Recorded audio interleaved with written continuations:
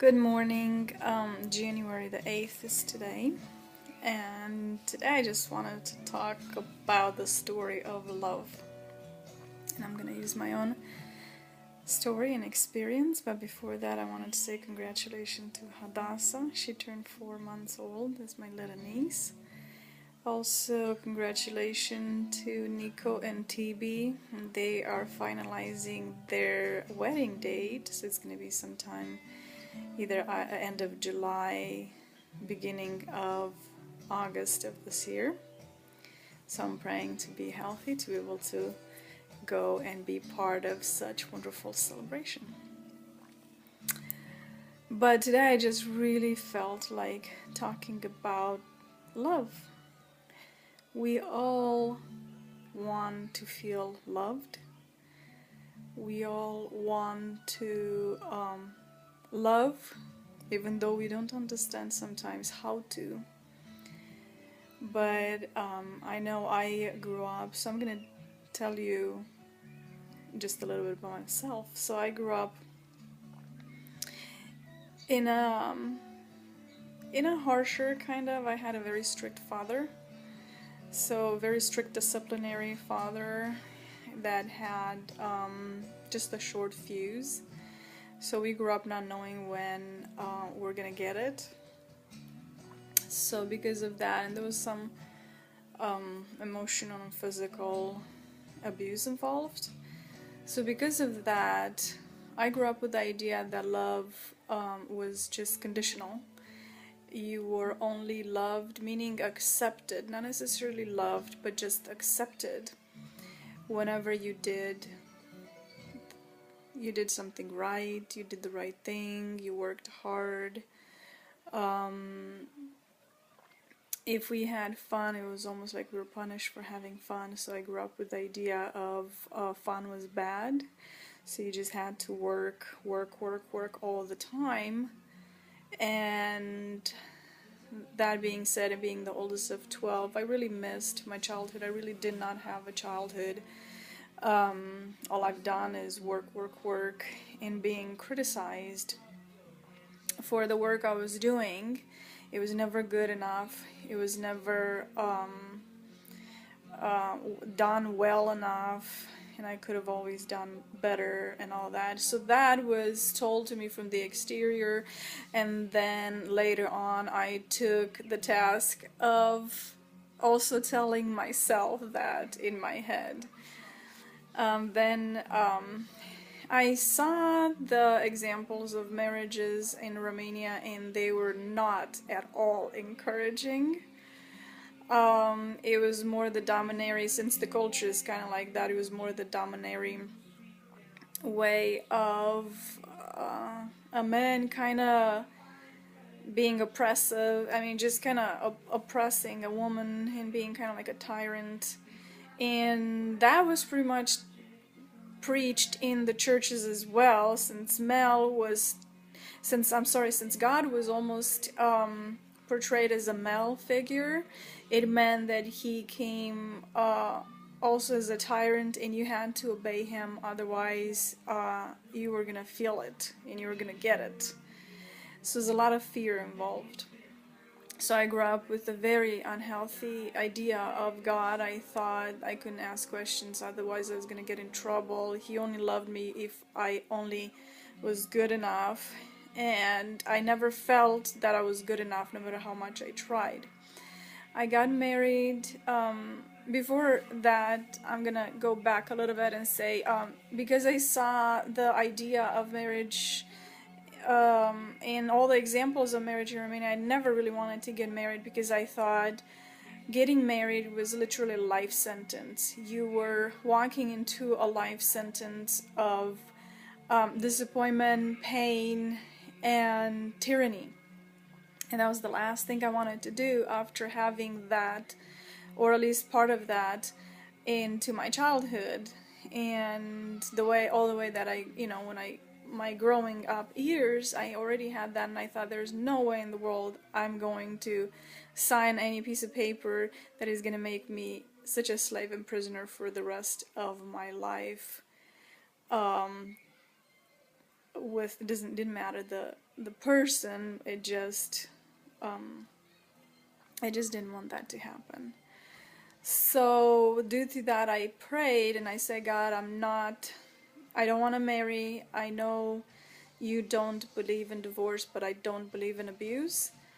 And I don't want to marry. And if I were to marry, the only way I would marry is a man that I do not know, to whom I cannot communicate, and we don't have any sort of premarital relationship. Like, it's almost like I would only marry a stranger that I don't know anything about him, because I knew I was gonna pick that man apart like crazy. And then I laughed. I said amen, and I laughed because I thought there's no way anybody can get married that way. And of course, if you just knew my story, I was the person that did that. So when we got married, Chad and I could not talk. He spoke English, I spoke Romanian. He was 100% American citizen, I was Romanian citizen. We did not have a courtship time, since we met, he came in a missionary trip and left right away back to America, and I started the process, and by the time he came, a week later, we got married. And then, a couple of months later, we came to America. I did not give Chet an easy time through the beginning of our marriage. I confess that. I had an orphan's child, and all I could think is he is going to eventually leave me just like everybody else. I felt like they left me more emotionally than necessarily walking away from me. He's gonna do it no matter what. Everybody has done that. I've always disappointed everybody in my life, or at least I was told that. That was communicated to me, so that's what I thought. That's it was just this big disappointment to everybody in my life. So what was gonna be any different with Chet? So poor Chad just tried over and over just to show me that he was truly in the relationship for the right reasons. But the thing is, I never understood the right reasons. To me, love, the unconditional love did not exist. It was just the figment of somebody's imagination, and they used it over and over in all these romance novels that were almost like poisonous fantasies for women, because there was no way the romance novel idea of love and then the reality ever matched. So it was just the stage for disappointment. And then God's love that I heard about, it was just a story to me. I was like, yeah, whatever, because I've seen so much how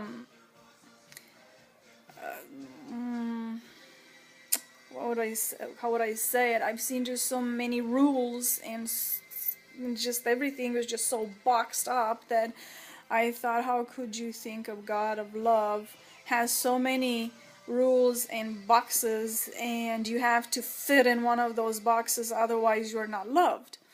And I never felt like I fit any boxes, and I felt like I was the one species on the planet Earth that just did not fit anywhere. So because of that, I really didn't fit that. I really didn't felt like I fit in my own marriage or in my own relationship either, because of fear. Chad would show me grace and love over and over and over, and I always thought there was a catch behind it. So I'm gonna, fast forward. There's so much to say, but I'm gonna fast forward 20 years in which slowly I've learned, and through patience, slowly Chad was able to show me that there is such thing as unconditional love no matter what. And I'm starting to get the grasps of it. But I think the biggest lesson that I received is New Year's Eve. This New Year's Eve, we went to our Bulgarian friends to celebrate it, and I had a relapse, and I was about to stand up, and everything started moving, and I was really dizzy, and I had a very tunnel vision, and very confused. It was almost like nothing was real, and I felt like I was gonna fall. And Chad caught me, and didn't just catch me, but actually carried me in his arms all the way from the living room into another room and laid me gently on a bed. When he caught me, because of the years of experience of his love, I totally was able to relax. I felt secure, and I felt loved, and I felt like in his arms, everything was gonna be alright. He was gonna take care of me, and I didn't have to worry anymore. And I didn't have to be afraid. And that, to me, it was one of the biggest lessons, because it wasn't a head lesson anymore, but it was a heart lesson, and my heart got it. That I was alright. I was gonna be alright in his arms, because they were the arms of love. And I understood part of God. I don't profess to understand fully God's love just yet, but it's almost like a light bulb just went on, and I understood just the love of God coming back to us over and over, and catching us when we fall. And if we have the relationship long enough with Him, and a healthy relationship, and where we truly see how many times He's forgiven us and comes back to love us, then when we fall, we can actually relax and know that they were taken care of. I'm sorry for tearing up, but this is very awesome stuff to me. So I understood part of God's personality when it comes to love, because it's taken me almost 20 years to even accept some things that has to do with love. But through this time of such physical weakness for me, I've always been a fighter and I always push through.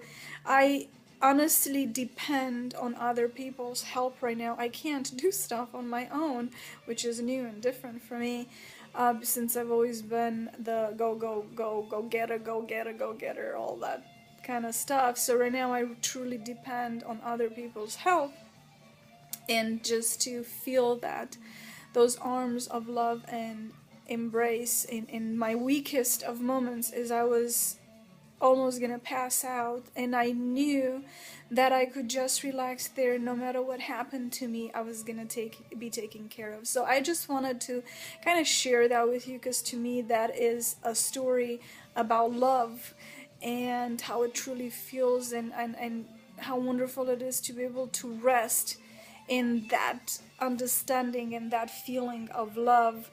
And I am definitely learning that, and I thank God so much for my husband Chad, because he's truly been a great example of God's love throughout these years of marriage. And I thank God for him, because he's such a gift as a husband to me, and as a father to our children. So hopefully this is a good story for you, and we'll talk to you later. Bye.